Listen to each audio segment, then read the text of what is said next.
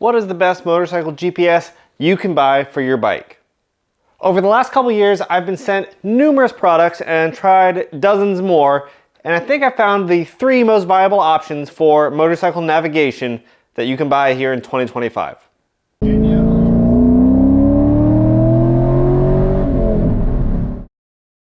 Now I'm going to present these in no particular order. There are some variances in pricing, in some ease of installation, in some utility. They all have their pros and cons for them. I'm going to lay out the ones that I find to be the absolute best that you can do. So to introduce the Contenders, what I have is the classic cell phone on the handlebars. Now this is not to be discounted. This is still probably one of the most universal and prolific navigation methods out there for most motorcyclists. It works in a wide array of scenarios, but it has a couple of notable drawbacks. We'll get into those. Second is my Garmin Zumo XT2. This is the one I find I use the most, mounted to my personal motorcycle. I like it. It has a lot of things going for it. It is expensive, and because of that, there are definitely some other options that I think you should explore. And with that, I mean something like the Chigee AIO-5, which offers wireless screen mirroring for either Android Auto or Apple CarPlay using your choice of screen mirroring apps, Google Maps, Waze, anything like that. And these things are pretty cool as well. Let's talk about them. So getting into the phone method, I think this is what I'm going to talk about first because this is the one that most riders are going to use because it is so easy. It uses a device you already have. And because of that, it's something that you already know how to use, hopefully. That also means that there's some different pros and cons depending on the exact device you have. What I have mounted is a classic RAM mount. This one has the wireless charging head built into it. The more common ones out there are the RAM mount and the quad lock right now, 2 of the most common systems. Both are found on motorcycles everywhere. Pros and cons, whether you want to have a specialized case, whether you want to use any phone, they both have their advantages. But what I choose is the RAM mount with the wireless charging. Now personally, I run Google Maps. Google bought Waze, so it is the same navigation and they have the same alerts now. And really it is the best for on-road traveling. I've used this system on various road trips from urban commuting, finding little ways to go, to cross-country from North Carolina to Texas sort of trips, and has actually worked really well. It is really easy to use. When you have your helmet connected, you have your voice assistant, either Siri or the Google Assistant, whoever you're talking to. It is very easy to navigate, to bring up waypoints, to find local gas stations or local stops, and it really works pretty well. That said, there are a couple drawbacks. Cell phones, especially the modern ones, don't handle heat very well. When they start overheating, they turn off the screen or they start slowing down. Well, when do people ride motorcycles? Typically in the summer, and where are they positioned? Usually on the handlebars. So your phone out in direct sunlight in the heat over a radiating engine may overheat pretty quickly, and I found that to have happened. When that does, the navigation you're counting on is either invisible to you or goes away because your phone shuts down because it overheats. That's a problem. Water is definitely another issue. Most of the modern flagship phones for the last couple generations have been fully waterproof, at least for rain, so I wouldn't really consider that a big issue, but if you have a cheaper phone or something older, it may not be waterproof, so you may need another solution for that as well. Now from behind the handlebars, this is a very easy thing to see. It is right in your face. It is well pronounced. Make sure you have it in a good spot where it doesn't actually contact anything else, even though it gets close. Realistically, this is a pretty good option. From there, it is very easy to move up to the next category we're going to talk about, and that is the wireless screen mirroring navigation devices. And the one I found that is the absolute superior one right now in the market is the Chigee AIO-5. Now, I have tested these products from a bunch of different companies. Most of them are Chinese, most of them are just rebranded versions of the same thing. The 2 standouts in the market right now are CarPuride, which I think most people have heard of. I think they spend a little bit more money advertising than they do on their actual products. There's some flaws with it that I found in usability as far as the dimming at night, kind of the screen brightness, how it handles different lighting conditions, the fact that there's no built-in capacitor or battery, so if there's any sort of power surge or fluctuation, you turn the bike on or off real quick, it will lose everything. And some of the ways it handled audio just weren't really high quality. So for that reason, I wouldn't recommend the CarPuride brand if you really want a motorcycle navigation device. What I have found to be the superior brand is the Chigee AIO-5. They have a bunch of different versions of this, from the light to the play to all the accessories, so you can really get this thing somewhere between $300 and $800 depending on what you want with it. You can have tire pressure sensors, you can have dash cams, separate GPS antennas, remote controls. You can have a bunch of stuff for this thing, or you can just have the stripped down version itself. I've run both of them, and honestly, this is the highest quality one out there. For those unfamiliar with the wireless Android Auto or Apple CarPlay, if you've not used one of those, it basically takes the information from your phone, whatever sort of navigation system you want to use, whether it's Google Maps or Waze, kind of the same thing you would with your phone on the handlebars. It puts that up on the screen, wirelessly connects to your phone via a Wi-Fi connection, handles all your audio, your music stuff, your phone calls, handles searching, and really puts it all in a very easy to read, very usable driving sort of mode. I find this a little bit more convenient than having your phone on the handlebars because it automatically goes into driving mode when it pairs. It puts your music in a very easy to use widget up in the corner, puts your map right in front of you, gives you some navigation options. It is right in front of you, you don't have to search for anything. The buttons are very driving friendly, they're easy to press, they're not small, they're not hidden, and it works really well. Now the Chigee AIO-5 itself actually has a very robust chassis. It is built incredibly well. On the back of the unit, there's a couple hard buttons which makes it easy to navigate from your home screen to your screen mirroring link button if it didn't automatically pop up, to a camera button to look at your dash cams, and a screen lock in case it's raining. That way you don't have any false presses on the screen and you can stay navigating or stay on whatever page you want to be. It is completely waterproof. It has rubber grommets for vibration damping, and it has a built-in light sensor so it handles the day-night illumination very well.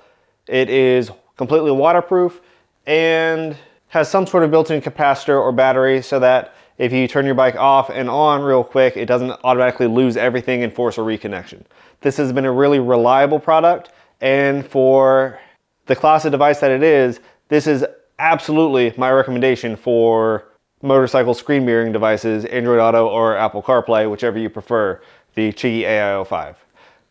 That said, there's a couple drawbacks to where you might not want this system. It may not be worth it over just having your phone on the handlebars, or compared to something like the dedicated GPSs we'll talk about later. Ultimately, this system still uses your phone for navigation. It is not capable of anything standalone. It requires a connection, a Wi-Fi connection with your phone, which has some of the same drawbacks we had before with keeping your phone charged. You need to have some way to keep your phone charged because this will absolutely kill your battery. This constant Wi-Fi signal with data transfer, it will kill it pretty quickly, and also will make your phone heat up quite a bit running GPS and Wi-Fi together. So having something like that on the handlebars or in a confined space, you run the risk of it losing all connection, and that's really not what you want with one of these devices. Likewise, because there is no standalone capability, it is reliant on your phone. If you plan to ride your motorcycle somewhere without good cell coverage, you may lose your ability to navigate. So most Google Maps, programs like that, give you the option to download offline maps, which may save you, but you have to kind of know where you're going ahead of time. It's not a big area.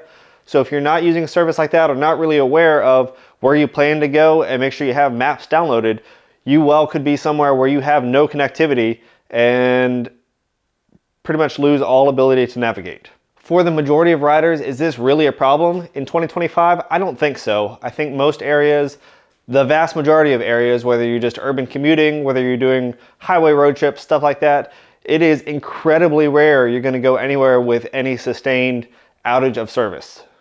It's not likely. But if you're the person that likes to adventure through the mountains, through unexplored lands, places that are not really urban centers, you may run into that area still, and this is going to leave you stranded. And personally, that's why I went with the Garmin Zumo XT as my favorite navigation device that is mounted to my motorcycle. Let's talk about that specifically. By far, this is not the cheapest option. It is in the $700 to $800. I think I've seen it around $600 sometimes, but it's an expensive option for sure for navigation.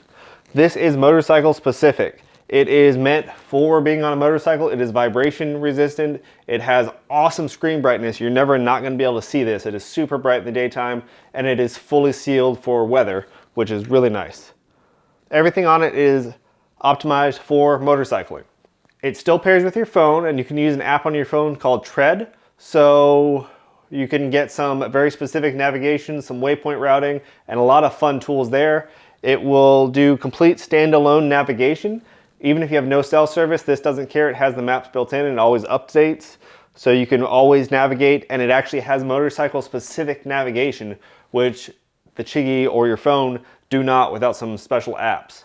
If you put in a destination, you have the option of just straight GPS directions where it gets you there efficiently, or twisty route, and you can set exactly how twisty you want it to be. So from efficient to fun, you can set that. It will calculate and give you a route, and that's a pretty cool option. If you don't know a specific area, or you just want to go for a ride or get somewhere in a more interesting way, you can just tell it how interesting you want it to be. You can set dirt roads, all paved routes, stuff like that, and this will do it for you. It's actually pretty cool, Garmin Adventurous Routing.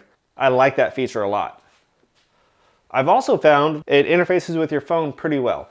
Now, I have this wonderful Ducati infotainment system that will Bluetooth pair with my phone. It even does some Wi-Fi connections and screen mirroring. That's a whole topic for another day. It doesn't really work, but the Bluetooth works really well. So I have my motorcycle handling all the phone calls and all the music stuff from my phone. That way I can use handlebar controls, and it is really nice. It works well. That way I didn't need the Garmin doing it. But because of the automatic updates and the Garmin Tread app, that sort of thing, it is nice to have your phone still paired to it. And because of that, it also brings up when you have a phone call, it will hush navigations, it will give you phone call options. It does a lot of really cool things.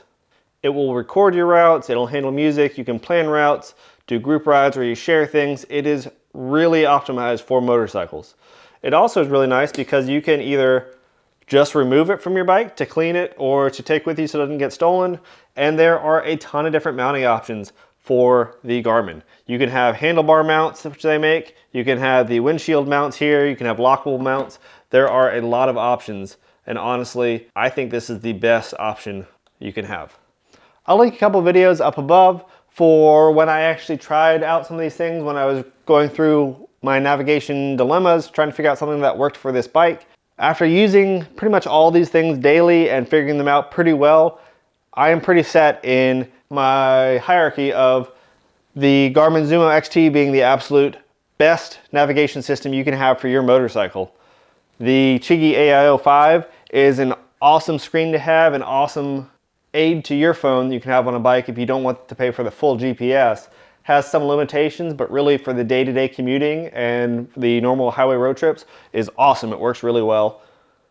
And then something as simple as your phone and the handlebars is also a good option. Just keep in mind, indirect sunlight in the heat may not work well, and you need to find a way to keep it charged either from a wireless charging head from the quad lock or RAM mounts, or perhaps just a charging cord plugged up to it wired to your bike. If you have questions on any of these things, I'll leave links in the description below of the lowest prices I can find right now for these things if you want to check them out. Like I said, when you go into something like the Chigee, there's a bunch of options for the Play or the Lite, depending if you want all these features, the dash cams, the tire pressure sensors, all that stuff, or if you just want the screen. Either way, not a bad deal. The Garmin's been around for a while. There is the XT1, which is the old one. The XT2 is the current one, but it's been around a couple years. There's constant firmware updates. It works really well right now. I know there's some talk when it first came out of some glitches. I think they have most of that figured out, and I really do like it. I'll leave links to the RAM mounts and the quad locks as well if you're interested down in the description below. What I'd ask for you guys is if you've used any of these things or anything else, let me know down in the description below. Let me know what you like. Let me know any pros and cons of it as well. That way people that watch this video can have some frame of reference for other things out there. Like I said, I've tested a bunch of these little Chinese screen mirroring things that all do this Apple CarPlay, Android Auto stuff, and they all have the same limitations. Some of them even more limitations. The Chigee is the best example of one that I have found, but ultimately, same limitations as your phone. The Garmin is the only one that really stands out. As always, thanks for watching 4K Motoring. If you like this sort of content, go ahead and hit that like button and subscribe, and we'll see you next time.